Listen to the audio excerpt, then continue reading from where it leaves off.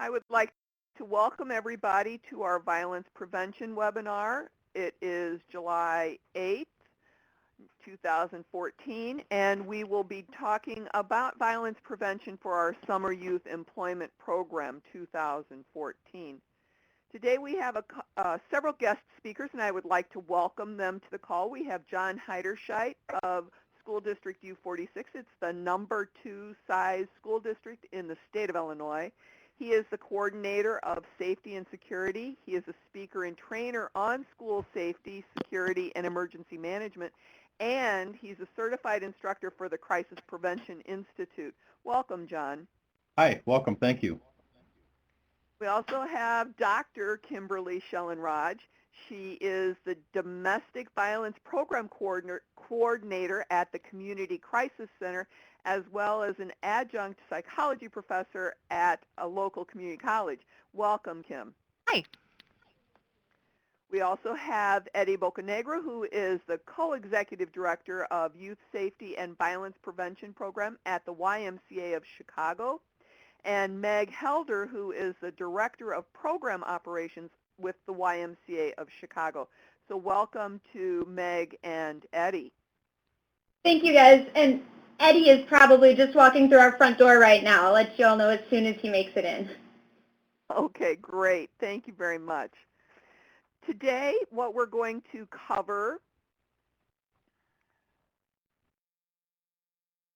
is the definitions of violence. We're going to cover gun violence. We're going to cover intimate partner violence, suicide prevention, electronic aggression, and how to prevent violence.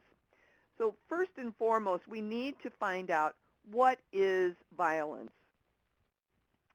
And violence is defined as the intentional use of physical force or power, threatened or actual, against oneself, another person, or against a group or community that either results in or has a high likelihood of resulting in injury, death, psychological harm, maldevelopment, or deprivation. So that's a lot of words for what we're going to be talking about today. And so what we want to find out is, who does violence affect? So if one of you would like to start the conversation, I'm going to start with John. So John, tell me, who does violence affect? Everybody. Violence affects all of us. Even example would be the violence in Chicago that we hear about in the news. It affects affects the way that we think about our society. It affects the way we think about traveling. It affects the way we think about our families going places. Violence affects everybody. Tim or Meg, would you like to add something? I agree. We are all exposed to violence, either directly or indirectly. John mentioned, hearing about violence on the news. I mean, the news, we see it on Instagram or Facebook, so we're exposed to it, even if it's not happening in our own home. It's in our community, sadly. Very true. Very true. Is there one age group that's impacted by violence more than any others? Meg, would you like to start that one? I think that depends upon how you want to think about impact, whether we're talking about sort of direct victims or whether that's sort of like the ripple effects of that, the emotional effects and the psychological effects. But I feel like we often see youth most involved in violence during their middle school and high school years, but I think we also know that seeing or witnessing violence at times when there's changes in brain development, so either really early on in life or again during that adolescent time, can have the most sort of long-lasting impact. But it definitely impacts people at all stages of the lifespan as well. Thank you. Anybody else, would you like to chime in on that one? This is John. Violence, violence is crime. Violence that's not reported as crime. Violence that's just not reported when people are victimized. Really, the age brackets are the most victimized and probably the most offenders are your age brackets between like 13 and 22 to 23 years old. That's where you see it primarily. it doesn't, it still affects all of us in different ways, but the actual acts of violence, the victims or the offenders in that age bracket.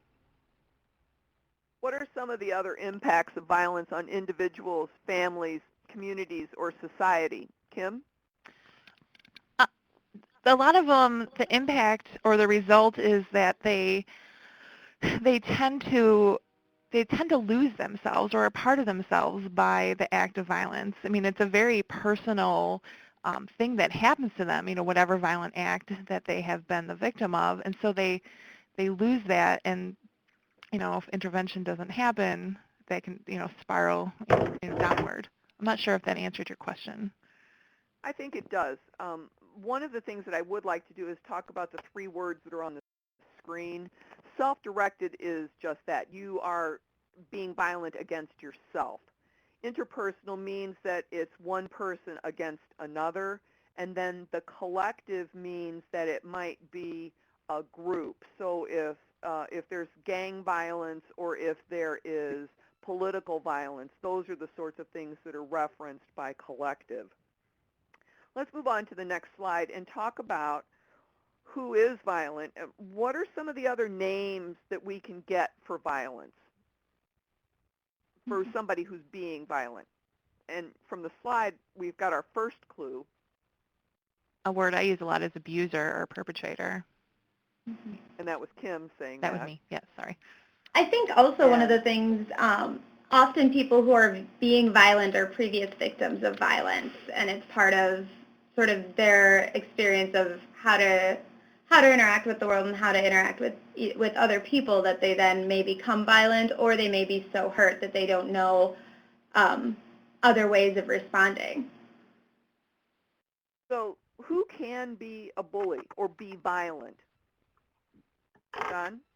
Well, anybody can be a bully, but usually it's people who have been bullied or people who are being socialized in ways that are raised and being socialized in ways that society doesn't either approve of or society doesn't welcome. I guess what I'm trying to say is some kids that are growing up and go to school, they don't have the proper socialization to know sometimes what's right and wrong, or what is the right way to handle something and what's the wrong way to handle something. I'll just give you a fast story. We had a 4th grade student come to school one morning at one of our elementary schools. Something happened in the class during classroom time. He went into a rage to the point where his rage resulted in him flipping over a desk, taking a chair, throwing it across the room, yelling, violent things, scaring everybody in the classroom.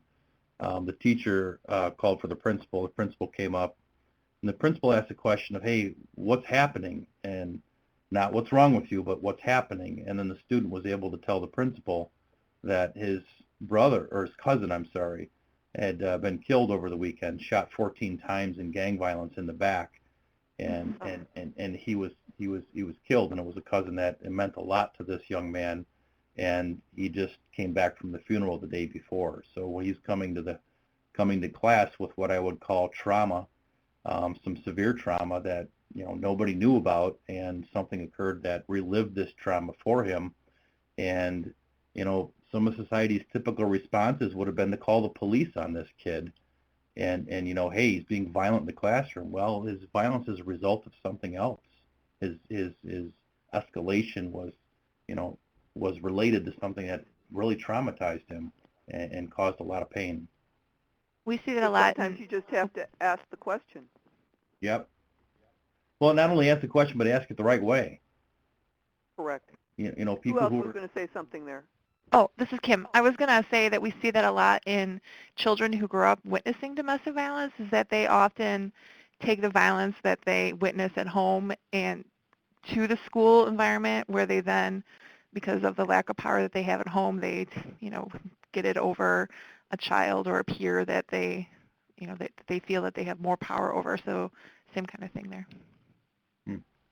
One of the things that had drawn me to having Eddie and Meg on the call was Eddie made a reference to girl against girl violence that it's not just boys beating up boys anymore.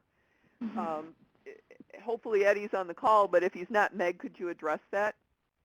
Yeah, that's something that we've definitely seen a lot more of. And I think for a long time, the sort of like traditional thinking was that when you see bullying or when you see violence in communities or in schools, that it's usually the boys who are the instigators and part of the aggression, and that girls, if it's going on, it's more of a sort of verbal or emotional type of violence or harassment. But one of the things that we're seeing a lot more frequently is both girls kind of going after other girls, both verbally and physically, or girls instigating violence between other groups. And I think, it's something that's often overlooked or not really addressed. More and more, we're seeing requests from the different schools that we work with come in and mediate disagreements between young women as well as young men. One of the things that we're trying to do through this webinar is help our young people understand that it just doesn't happen in school. And one of the things that are on the slide that we have right now is that at work, 48% of bosses, this is some statistics from a study, 48% of bosses are bullies, 45% of coworkers are bullies, and 31% of customers can be bullies. So it's not just somebody that you know well that can be a bully. It can be almost anybody. Let's move on to John. No, well, when you think about violence, violence, the definition of violence is a parallel to the definition of bullying. And actually bullying is one of the highest forms of violence and the next step to the physical aggressive violence that you see either in school and the community. Nothing that happens in the community, to students who attend school happens in a vacuum from school, and nothing that happens in school happens in a vacuum away from the community or the family. So it's the totality of life. They don't exist by themselves. That's what I'm trying to say. Right. There's a new law that was just signed into effect by the governor the other day that immediately went into effect for anti-bullying law in the schools. John, since you're associated with the school district, how does that impact, say, for example, U46? Well, our student code of conduct was actually put in place 4 years ago with the definitions of bullying and the definitions of internet bullying, social media for bullying, and all of those pieces. So it really didn't change things for us. We've been reporting in our student information system the bullying things that this law covers for the last 2 years. So we are tracking that data. Very good. What are some of the ways that violence and bullying begin? So we've got some things up on the slide. Meg, would you like to talk about a few of those? I think a lot of what's on the slide is kind of straightforward, but I think too there's other aspects that are that can be overlooked, and just sometimes things that initially begin or look like the way that people communicate friendship, like teasing or maybe like some types of critiques, depending upon the way that they're taken, can be the beginning of more of a bullying and detrimental relationship. John, would you like to add anything to that? These are bullying. So these are bullying behaviors. Something that the Crisis Prevention Institute trains us in, and recognizing what the behaviors look like, so we can intervene quicker and sooner. A lot of this training is something that people who become teachers don't get in college, and don't necessarily get in the beginning of their careers. So understanding body language, how we use that to insult or intimidate each other, threaten each other, how we say what we say, the little things that we do that rub on other people that creates tension, which creates anxiety, which creates defensive behaviors, which can lead to an acting out person. Much like a volcano, And just because a person is bullied doesn't mean they're going to, become the all-out, violent person. It doesn't mean that, but the potentials become more. The more students are bullied in a culture of a school or a workplace, the more people who are bullying in a workplace or a school, the more potential you're going to have for a violent incident to occur. Yeah, that's what happens. So some of the research that we found is that children and youth in the child welfare system are at greater risk for involvement. Children who witness violence are more likely to perpetuate violence later in life. Women and girls are more vulnerable as victims, but are becoming more increasingly perpetrators themselves. Without support, probationers and parolees are at a higher risk for violence. The LGBT community is at greater risk for violent hate crime victimization than any other victims of hate crimes. And gang affiliation increases risk for involvement with violence. So would any of you like to bring any points along with any of these stats that we've just seen? I think thinking about the overlap of a lot of these statistics can be important. When you look at children and youth in the child welfare system are also more likely to end up being on probation or parolees, and gang affiliation is also probably tied to probation and parolees, as well as youth who witness violence early on. So I think sometimes when we bullet things out, we start to think of the groups of populations separately, when really there's a lot of overlap between these populations that are at greater risk. Good point. I would Go ahead, John. We should be asking ourselves why. Why are children in the welfare system at greater risk for involvement in violence? And when you think about that, we should be thinking about what are their lives like, what is their trauma, what is happening to them, and in the thinking of the trauma-informed care perspective. When bad stuff happens to people, usually what you see later on is an escalated behavior in a classroom or a school or a park or at a home, and that escalation is usually most likely based on some trauma that occurred in the past. That's why there's a correlation there, because like what she said, when you have things that happen to you, your behavior is going to come out and manifest itself in ways. So understanding that's really important. Good. Is there any other perhaps ethnic groups that might fall into this, or is it just across the board? Do we see anything that we should bring up to the audience as well?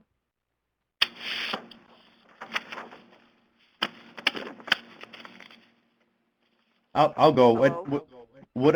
What I think that we see is folks that are in low income areas where there's physical deterioration in the community, where they have great dependency on systems. And who are those folks that live in those areas? And I think that does have some correlation. I don't know about causistic, but it has correlation. But it doesn't mean because you are a certain race or a certain ethnicity that it means you're more prone to violence. It doesn't mean that. There are multiple factors, but usually when you see low income, physical deterioration, dependency, those kinds of issues, you're seeing higher proportions of unemployment. Those are where you're more likely to see more violence in your communities. So our takeaway from this particular section is that violence is intentional. Violence affects anyone of any age. Violence can be self-directed, interpersonal, or collective, and violent offenders and bullies can be the same and can be anyone. So let's move on to gun violence. And I've got a poll question that I'd like to bring out. What age group do you think is most likely to be targeted by gun violence than any other types of violence?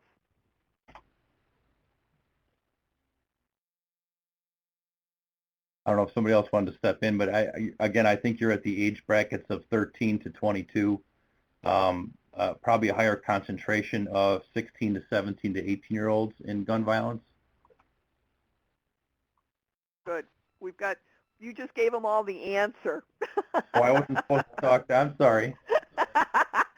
that's okay, John. You can give them a little clue there, but yeah, it still happens with the younger youth, but it is that older age group. So we're going to hide this poll right now and move on with our presentation. And let's talk about, are there certain areas that attract gun violence? Physical areas that attract gun violence.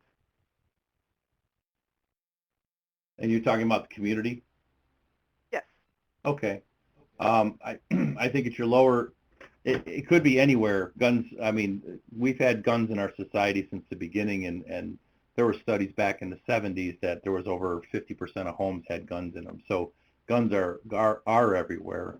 I think where you're likely to more see the gun violence is probably where you're going to see gangs, informal or illegal economies like drug dealing, burglaries, high incidence of those kinds of situations, people using weapons for armed robberies to support drug habits or what those kinds of activities. With gun control, we have any law, policy, practice, or proposal designed to define, restrict, or limit the possession, production, or modification, importation, shipment, sale, and or use of firearms. But what will deter gun violence from taking place at schools or in workplaces? John, would you like to answer that one for me? What will deter it? It's some proactive work by the people doing the work in the schools with families, having conversations, but that certainly won't deter everything and anything. We had a second grader bring a loaded .45 caliber pistol to school this school year, and the second grader, he brought the gun to school because he'd been being bullied by two girls that lived in his neighborhood, and it wouldn't stop, so he wanted to get it to stop. Luckily, that situation resolved, where we took possession of the gun and nothing occurred. We had a gun come to Streamwood High School. A student brought a gun in his belt. You may have seen it in the news or not. And we don't know why he brought the gun to school, but he brought a loaded .25 caliber pistol to school. So these are unusual. We've had 3 guns come to school in the last year, and I've been working in the school district since 2006 and have not seen that before. So we're certainly seeing an increase of that occurring. So as much deterrence as we do random weapon sweeps. We do random checks of backpacks and classrooms and do those pieces. As we ramp that up, we do see that does make an impact, but we still see weapons coming to school. Hey, Dee, this is Eddie from the Y. Yes. Hi, Eddie. So I have just a quick comment behind it. So I think on one level, right, just having more of a comprehensive gun policy in not only our state, right, but just in our government in general. I think about my siblings. They've all served in the armed forces, and if you go to their house, they all live in Texas, but they have an arsenal of weapons. And yet they understand the type of work that I do here in Chicago, and yet they still believe in the First Amendment, and they have the right to. But I do believe though that having some comprehensive policies around gun control, or who could actually own them, or how many guns, or perhaps very similar to owning a car, right? Like you have a title that goes along with when you purchase a car or you sell it, and so maybe that's a possibility that could take place with what's going on with our gun policy here. But I think most importantly, though, I think the question is really about why are kids bringing guns to their school? With some of the community we're working in Chicago, we might not see so many of our kids walking into the school itself with the guns, but we do hear about them, stashing them, hiding them outside the school premises, specifically around gang issues, or things that they're hearing or listening on Facebook, or using social media that's actually intensifying some of these some of these incidents where they tend to lead into violence. Right. Well, so that was. those are some great examples. Sorry, Go Dee. ahead, John. Well, Go so ahead. what he's saying, and just to take away from what he's saying, is why do kids say that they need a gun at school to protect themselves? It means that there's factors going on in those communities or those schools or those places that they don't feel safe, that they don't feel protected, or there's something bigger that's causing them to make that decision, because that is a decision they make, which is a difficult one to make. And so I think it's a real important piece to think about guns, is that why does society think they need a gun to protect themselves? And if that's true, then what are we doing in society to change that? So that brings up our next question. What are some things that youth can do to combat the gun violence that's in their community?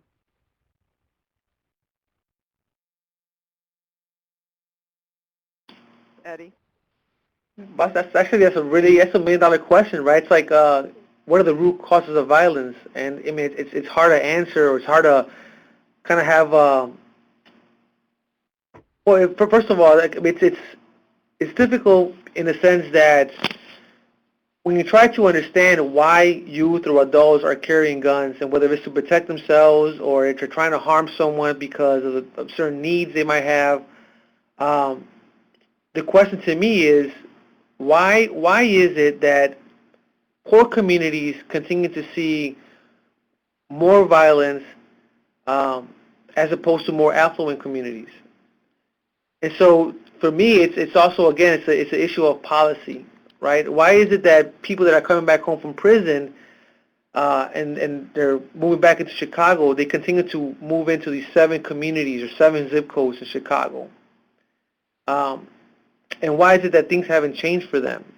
And so, while on one end you try to understand and address those type of questions, on the other end is like, what can you do immediately to respond to what's going on? Like this 50-plus shootings that we had this past weekend, right? I mean, I think about how in the world did 50 people were able to get over 50 guns. I think about that part. I also think about what led them to do to solve or think that they could solve their problems in the way that they did. And what are some of the things that's stemming that? Is it that, is it parental supervision? Is it perhaps that the only capital they actually have is a reputation, so they have to continue to defend their reputation to feel safe in their community?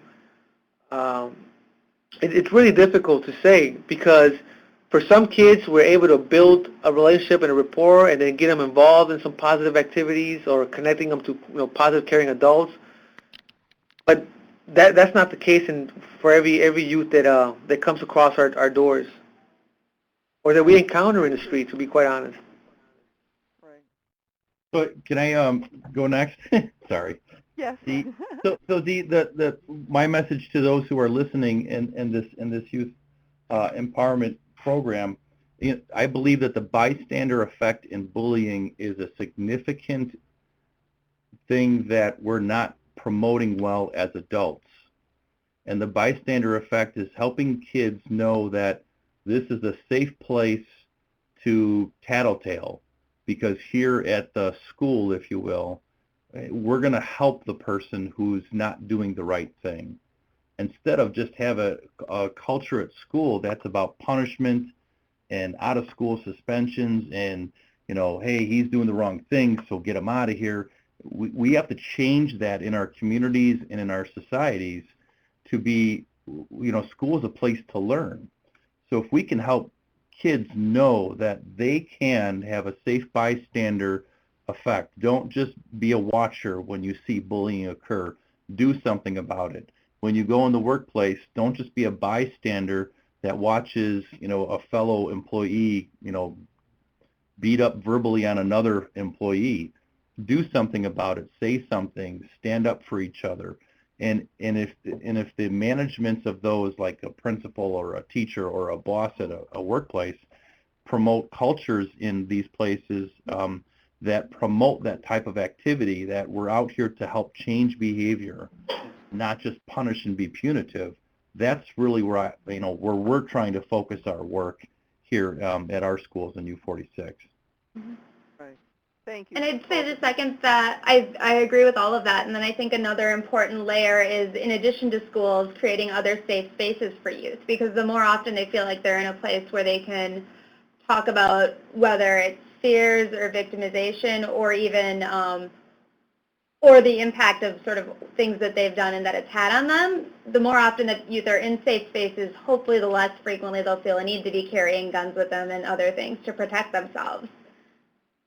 Very true. Very true. So our takeaway from this section is gun violence can often end in death. Guns are often obtained off the street and illegally.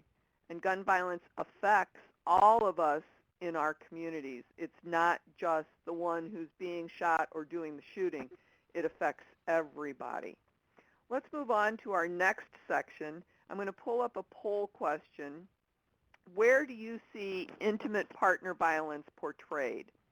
And Kim, would you like to tell us what you consider intimate partner violence as well? Another word for that. Yes. I like to call intimate partner violence by its old school name of domestic violence, because that is what it comes back to. The word intimate sometimes puts a certain idea in people's head as to what kind of relationship people are having, and that's not always the case, especially in like teen dating violence relationships. It might not have come to that level yet, so I just like to call it domestic violence. And that's how I will reference it. All right. Let's move on to the next slide and talk about, is intimate partner violence, or what's the precursor to domestic abuse? I And guess how would people recognize that? Oh, there are multiple red flags when we think of domestic violence, because in all actuality, domestic violence comes back to somebody wanting power and control over another person. So this can start, as controlling who this person talks to, who they hang out with, what they wear, the financial aspect of a relationship, and then it gradually builds up into one person pretty much dictating to the other person in the relationship absolutely everything, telling them what to do, and it just builds up to that. But it starts slowly. So some of the other red flags include extreme jealousy, like I said before, controlling who this person it talks to or hangs out with, and the common misconception that jealousy equals love. That is so far from truth. Jealousy really is a sign of an unhealthy relationship. Some other red flags are the constant phone calls or text messages. I know the youth today, that is what they, that's how they communicate with each other, is via text. But, when somebody is getting 100 or more texts a minute, that's a sign to us that something is unhealthy in that relationship. So on the screen we have an image that says a man is severely assaulted by his wife or girlfriend every 14.6 seconds. I know the statistic might be off a little bit, but let's talk about men being abused by women. Does it only happen to married people? No. This happens to anybody in a dating relationship. It can happen to people who are no longer dating but have at one time, people who share, a child in common, same-sex relationships, of course, the heterosexual relationships, any kind of relationship along those lines. So we have and there are more myths in red flags that I didn't get to. Oh, okay. Just to put those out there. We don't have time, but. Okay. We've got a list of the types of assault that people could be experiencing. Maybe they threw something and could get hurt, pushed, grabbed, shoved, pulled hair, slapped, hit, kicked, bit, choked, tried to drown, hit with object. Now, if you're playing in a pool and somebody tries to drown you just because it's horseplay, that's different than what we're talking about. But in some cases, that horseplay might turn into assault. Is that correct?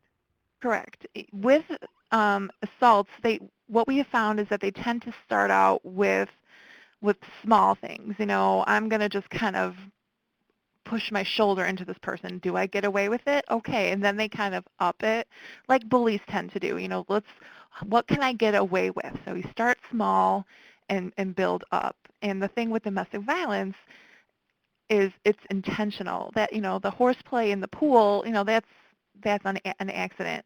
But we need to remember that this is intentional violence from one person to another. Right. All right, I just pulled a poll up on the screen that what could be considered stalking, because stalking is part of this domestic violence, this domestic abuse, the intimate partner violence. So let's talk a little bit about each of these things that you see on the screen, Kim. Mm-hmm. Okay. Following or spying on you, yes, that is definitely a form of stalking. And I know later when we talk about some of the electronic stuff, with the wonderful electronic stuff that we have now, sadly that makes stalking easier for the perpetrator to kind of keep tabs on their victim. You know, a lot of cell phones have a GPS locator on them where, you know, the abuser can kind of log in and, you know, kind of know where each person is at any point in time. Some of the iPhones have they keep track of where you have been. You know, I don't know if anybody knows about that, but you can pull it up and it shows you exactly where you have been and how long you spent there. So that's always kind of fun for when abusers get a hold of that. Calls you repeatedly, you know, I've kind of already talked about that. That is, you know, a lot of the control, the checking on you. Specifically, you know, like if you tell your abuser, I'm heading to work, and the abuser knows it should take you 10 minutes to get to work, and they are calling you at 10 minutes and 10 seconds to, you know, make sure you got there, and they just keep calling you, and they're like, well, where have you been? You know, because it's taking you 12 minutes. Well, you got stuck by a train or something like that. So that is a sign of stalking. Standing outside your home, school, or work, that, you know, just got to take that in the context. If they're not supposed to be there, or it's not expected that they are supposed to be there, I mean, if this is like a fellow student, you know, yeah, they're potentially going to be standing at the school location. So you just got to kind of keep that in the back of your mind as well.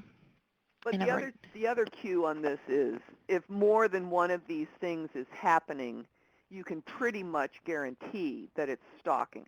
Right. If this person is showing up everywhere that you are going, like miraculously, coincidentally, there's probably something else going on. You know, I've had clients where, you know, no matter where they went, their abuser was there. And so it was like, how does every single place I go, my abuser show up? Well, it turns out that there was a GPS tracker on the car, so, you know, they knew where the victim would be. So Yeah. definitely stalking. Well, thanks for all that information. Let's move on to our next slide. And what's the difference between dating violence and domestic violence? Where do things like roofies come into the situation? Okay. Dating violence, that is a subcategory under domestic violence. So it's in the same field. And so dating violence, like we've already talked about, anybody is at risk for dating violence.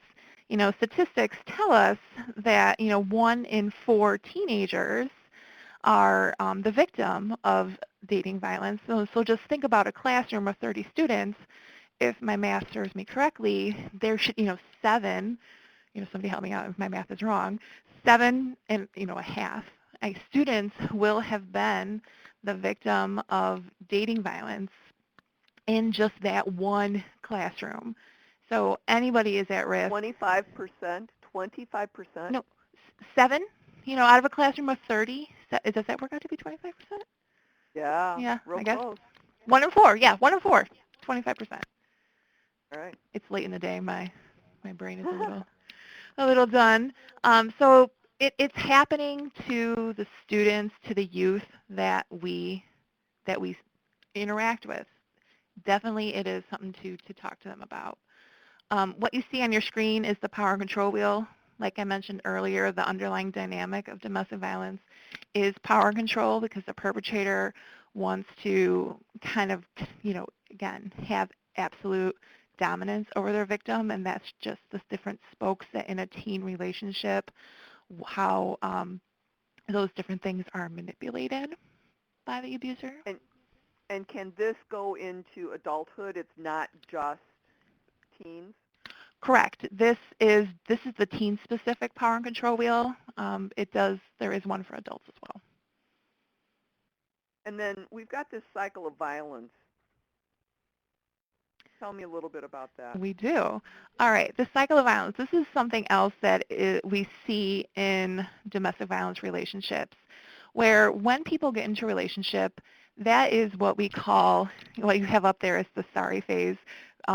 The other term for it is the honeymoon phase, or it's the good times. Things are going well, people are getting along, flowers, candy, good times. Sadly, that starts to decrease and more tension or stress kind of comes into the relationship. So that's the next phase, the tension building, until it gets to the point where there's this violent eruption. It could be a verbal explosion, it can be a physical explosion, and then we return to the sorry phase or the honeymoon phase, or it's a lot of words from the perpetrator. I'm sorry, I don't know what came over me, it won't happen again, don't break up with me, give me one more chance. The victim, again, because they care for the abuser or other reasons, they stay in that relationship, and this just cycles continuously. So is there a difference between heterosexual relationships and LGBT relationships?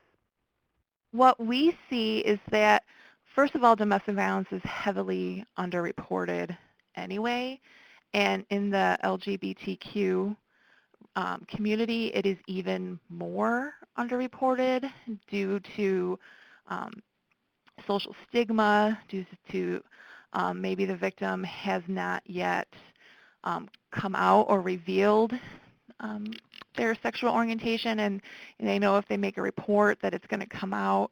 So we see a lot of less reporting in that community. I know that we could be talking about these topics for hours, but we're trying to keep our time consolidated here. And what I'd like to do is, Jaleesa has recently been diagnosed with clinical depression. She goes out and binge drinks nearly every weekend with her boyfriend and friends. When she drinks, her boyfriend often pressures her to have sex, even when she doesn't want to. He also makes rude and inappropriate comments about her in front of all of their friends, which makes her feel bad about herself. I think Jaleesa is in an abusive relationship. What are the signs that caused her to be in an abusive relationship? So would any of the group like to talk about any of these items on here? Well, this is Kim again. I'm sorry. I know you had asked me earlier about roofies in relationships.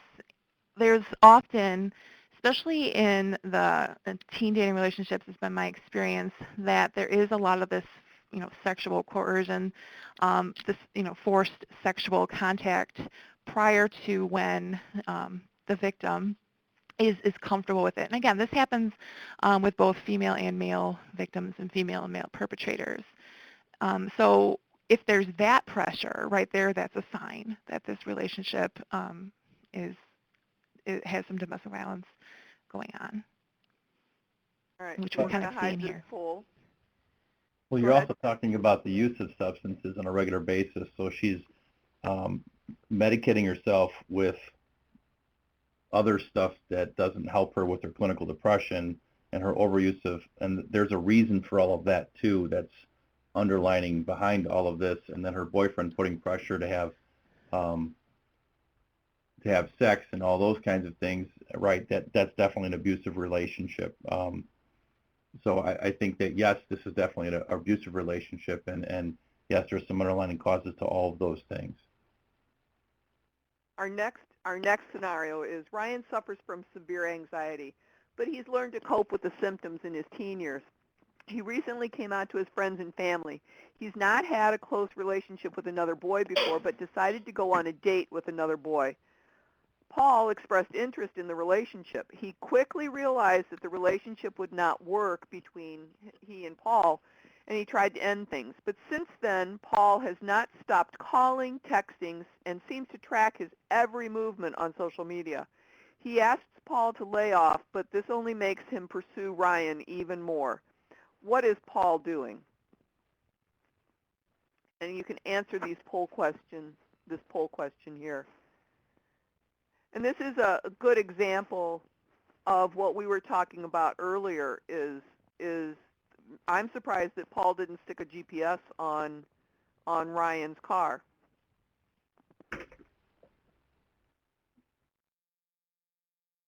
Well, we might not know that yet. Yeah. All right. So I'm going to try and move us along here. So we're going to close this poll. And our takeaway, intimate partner violence, also known as domestic violence, describes physical, sexual, or psychological harm by a current or former partner or spouse or dating partner. IPV can happen with a weapon or without and includes stalking. Same-sex partners report as much domestic violence as heterosexual couples. People at risk for dating violence include those who abuse substances, have early sexual encounters, or experienced violence in the home. Our next section is on suicide, and suicide is a very hard topic. Suicide is the act of intentionally causing one's own death. Some causes may include depression, mental disorders, alcoholism, drug abuse, stress, and even from interpersonal relationships. As you can see on the slide here, we've got males and females in the mix, and these are high school students who considered planning or attempting suicide in 2009. Why are suicide attempts so much higher with girls than boys? And have the numbers changed much from this 2009 set of statistics? This is John. I don't have the current numbers. I don't believe they've changed that much.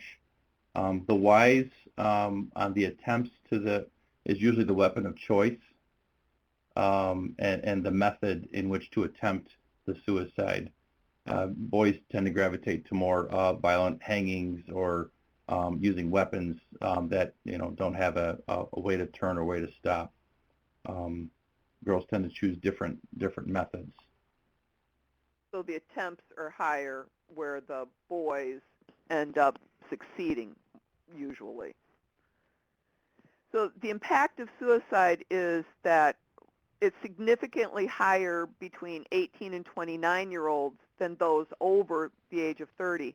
And what I liked about this particular statistic is that there's 100 to 200 attempts for every completed suicide. I just think that's huge to know that there's that many kids trying that don't succeed. What's going on in their lives? And why is it so much more significant for those 15 to 24-year-olds than the older people? Is it stress in their life or what? The numbers show that boys are more likely to die from suicide, but girls have more attempts. And as John mentioned a little bit earlier, it's probably because of the method that they're using. Would any of the other speakers like to comment on any of this? I agree. I would think also going back to the age range and why we see more suicides in that below 30 age range, it likely goes to impulsivity and sort of and risk-taking behaviors as well, which are more common as there's still brain development occurring and as particularly among those ages that have the higher suicide risk. Sometimes when there's problem-solving skills and less impulsivity, I think considering but not acting is more common. We've got some risk factors on the screen right now. So looking at this list, what are the biggest risk factors for suicide, and what kind of a combination will we most likely see together? And I know none of you are actually suicide prevention experts, but what do you think you're going to see out of these things? This is John. There's one I think we're missing here, and even in young people, is we don't have gambling up here, and gambling is a pretty significant. Back when I was a police officer, I would experience that in more than just a few times, where you find out that the person was involved in a heavy dose of gambling and probably lost everything and didn't have any way to build anything back, and so they were helpless, they were hopeless. But as far as factors, alcohol, drugs, usually your harder core drugs, and probably there might be something to do with the family history. I don't know that much about it, but I also believe it has to do with relationships for younger people. Yes. We've got a list of it's an acronym on here that can be used to represent the warning signs for suicide. And a lot of times, just like John said, you get involved in something that you just think there is no way out, but you need to talk to somebody. Just like when the stock market crashed in 1929, we heard of so many suicides of people who had lost fortunes. They just jumped out of the building. How much of a factor is money, and how does that play with financial abuse at all? We talked about, or John just mentioned, getting in gambling. That's a really big monetary expense. Where does financial abuse? Kim, you mentioned something about somebody controlling the purse strings for a relationship.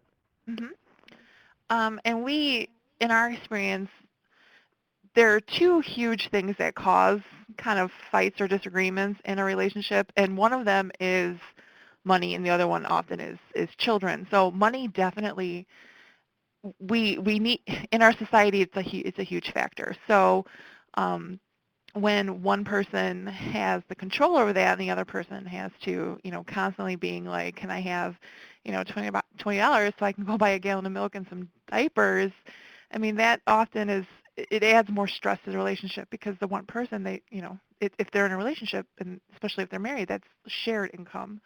And it's often, so that's just one form of financial abuse. And of course, in the elderly population, we're seeing a huge increase with financial abuse as well.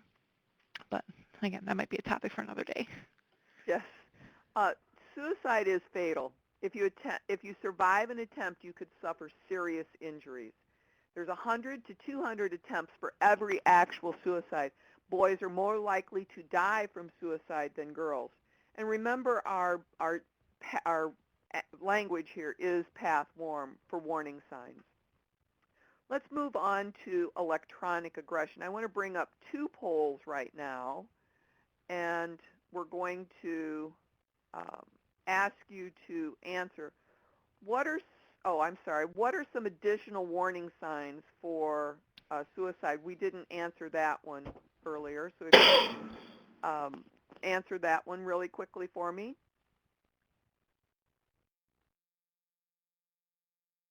And then, which of the following electronic activities do you use?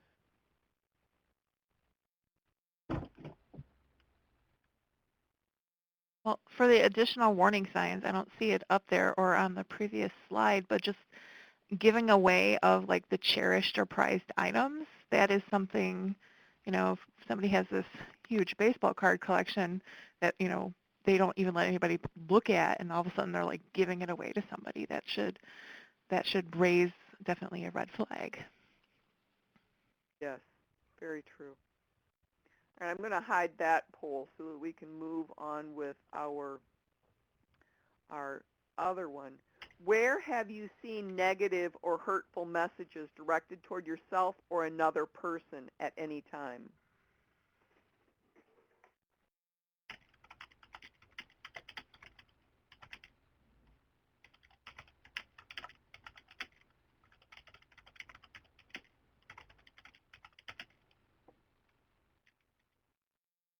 And just, we had a question from the audience that they missed part of the presentation. We are recording this session. It will be posted on the illinoisworknet.com/SYEP2014 website so that you can access it, and youth are required to review the recordings.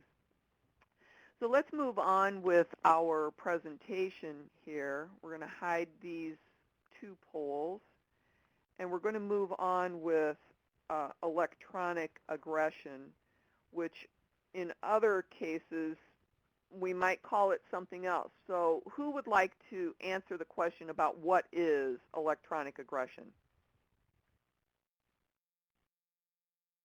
I could. It's John.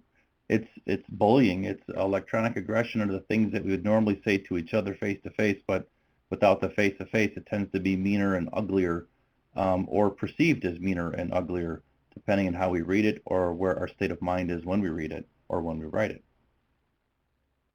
Yes. And what else do we call it?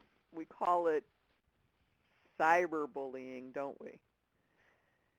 Yeah. So we've got some numbers on this next slide. How common is electronic aggression? 9 to 35% with internet harassment becoming more common. The relationship between victims, I don't know. I think these numbers are kind of low. Is electronic aggression just being ignored instead of reported?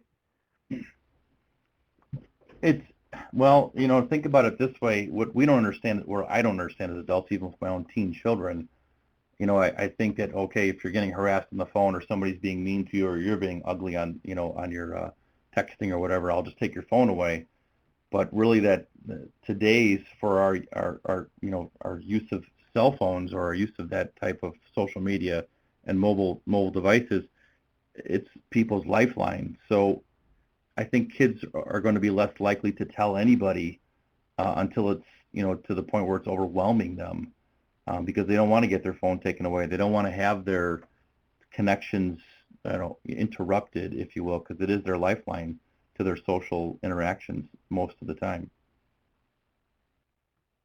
Meg, do you want to add anything to this? I think another thing that might come into play with underreporting for cyberbullying or electronic aggression is that people may not always know who to report to. In a school, it's pretty clear like who the authority figure is. You can talk to your teacher, you can talk to the principal, you can talk to the counselor. But if you're on Facebook or if you're on, or if you're instant messaging or texting, there's not necessarily like that impartial authority figure that you can go to and try to have help mediate. So when is cyberbullying more common? In school or at work or both? And would anybody like to share any examples of anything that they've heard about?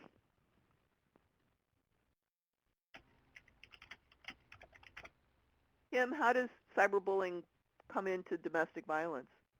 Well, it's, the constant, like I said earlier, text messages, checking up on you, that, if the victim doesn't respond to immediately, there's, the other one or now maybe if this person's at work, they start, calling the office going, how come you're not responding to my text? So that's kind of how it affects victims.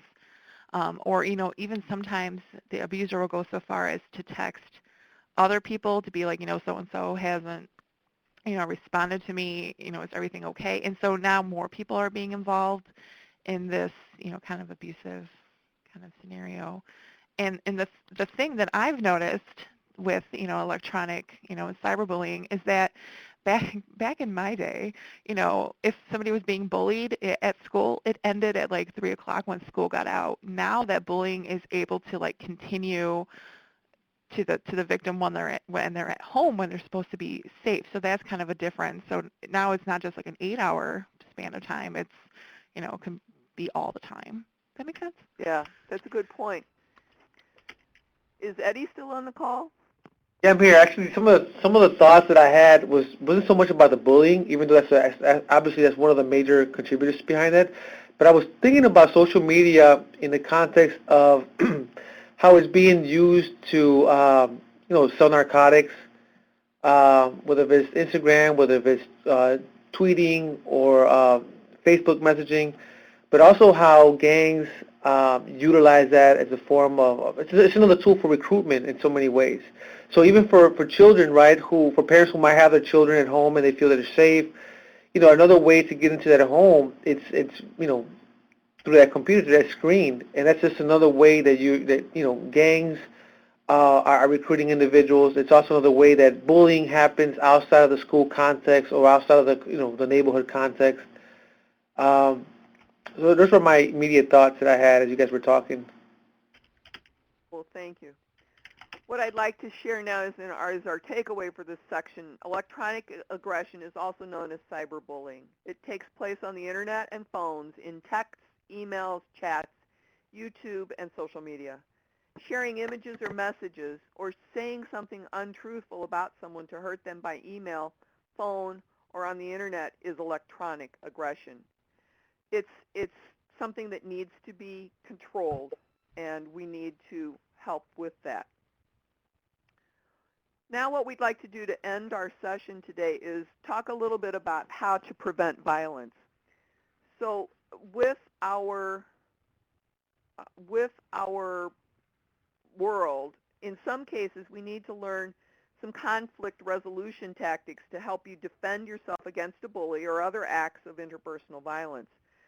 So how can we do this? What have you used in your program, Eddie or Meg, to help with helping the kids with the violence prevention? One of the things that we use a lot, both in sort of a conflict mediation setting and just as a basic practice for our programs, is restorative justice techniques. So we'll often have youth come together and be a part of a peace circle. And one of the things that we find powerful about this is if youth are used to this as a part of their regular experience, sort of hearing how other people are thinking about and experiencing the same things that they experience, it becomes easier for them to put themselves in another person's place when they're having some type of conflict. And so then if we go back to that same type of setting to resolve the conflict and to maybe help the bully better understand the victim and vice versa, or often we see situations where it's more like there's two aggressors and they're each the victim of the other.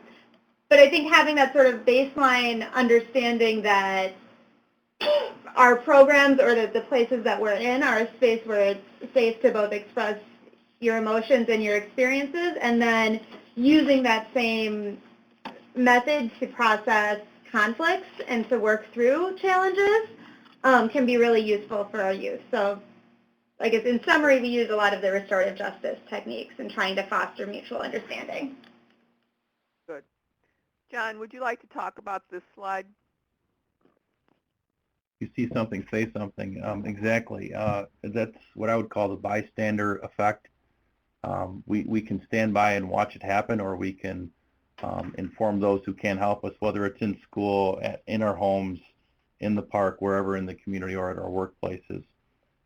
Find ways to, if you don't feel that you can give your name and you don't feel comfortable or safe doing that, find ways to anonymously report. If something's happening in your workplace and it has a potential of causing violence and you don't feel comfortable telling your boss, tell the police, tell somebody. But it's always better to, I think, leave a situation knowing that, I did something and I did something to try to prevent it, than not do anything and then have to live with that thought later on if something does happen. So we have some points on the screen. What can you do to help?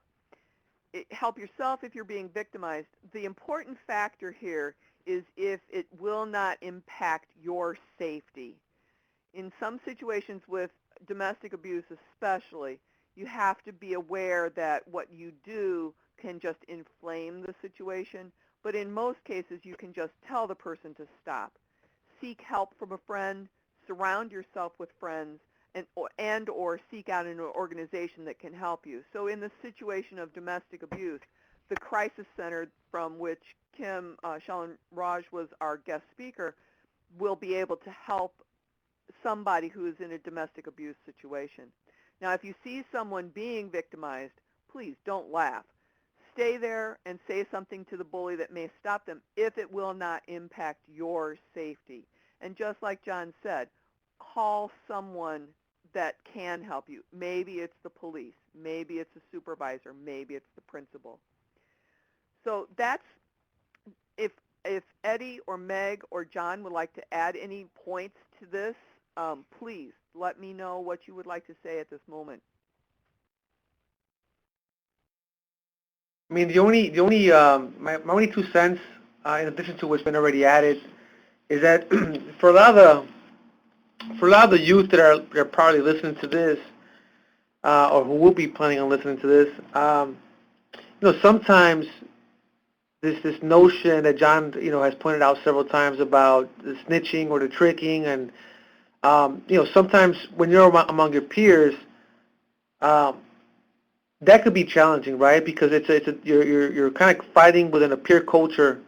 On the other hand, though, it's really thinking about some of the consequences that it actually, has on a person as a witness, right? You're witnessing something like you could be just as guilty as the person who's actually, creating the crime or causing inflicting the pain or the damage. But what I really want to say behind this is that if there's a youth out there who doesn't feel comfortable with going to a law enforcement or going to a teacher, if there's somebody in that person's family, a brother or sister who might be older, somebody in the community, an outreach worker, a mentor, somebody they might feel more comfortable in talking about this, where their identity could still be kept, somewhat of a secret, or being kept confidential. To me, that's something that, if you could start thinking about who do they trust in that capacity, that's something to think forward or think about in the future. Dee, could I read a quote from a book from 1971 called To Establish Justice and Ensure Domestic Tranquility? Could I just read that real quick? Yes, please. Quick time. So in studying, this book is about the study of violence that was going on back in the 60s in society, and it was commissioned by the Nixon administration. And this quote is I'll just read from the book. Violence has usually been the lava flowing from the top of a volcano, fed by deeper fires of social dislocation and injustice. It has not been stopped solely by capping the top, but has usually subsided when our political and social institutions have managed to make the adjustments necessary to cool the fires below.